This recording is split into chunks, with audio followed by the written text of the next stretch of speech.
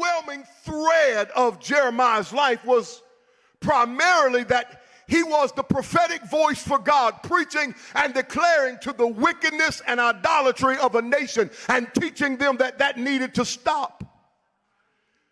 And that the kingdom of Judah in Israel needed to approach God with humble hearts and repentance for their idolatry and their wickedness. We call him the weeping prophet because he spent his ministry in anguish, in tears.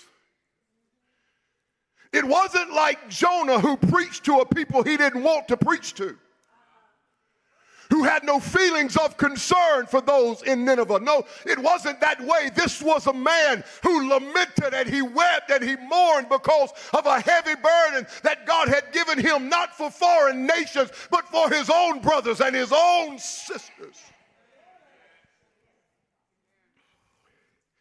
And he became that prophetic voice declaring that there needed to be repentance, and with every message that he preached and every prophetic word that came out of his mouth, I can hear him.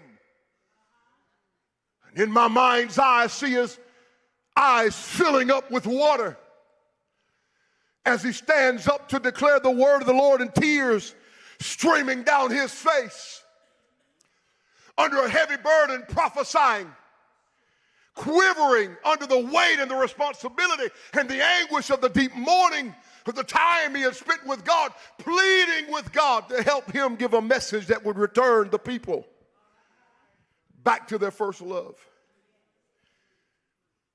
Are you with me? Can I preach on Sunday morning?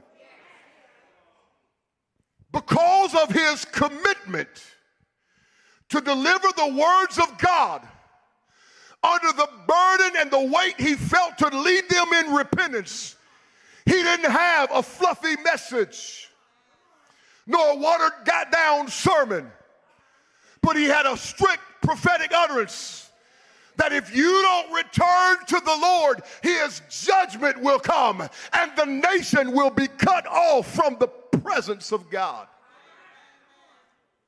Because of his commitment to tell the truth to a people that needed to hear truth. Come on, somebody say truth. I don't need to feel good about my sin or my iniquity. I should not be able to, y'all gonna make me come down here and preach today. I should not be able to come into the house of the Lord and sing our songs and lift my hands and worship God, hear the sermon and walk out and never have conviction because of my sin. No, every time we come into the presence of the Lord, somebody ought to be giving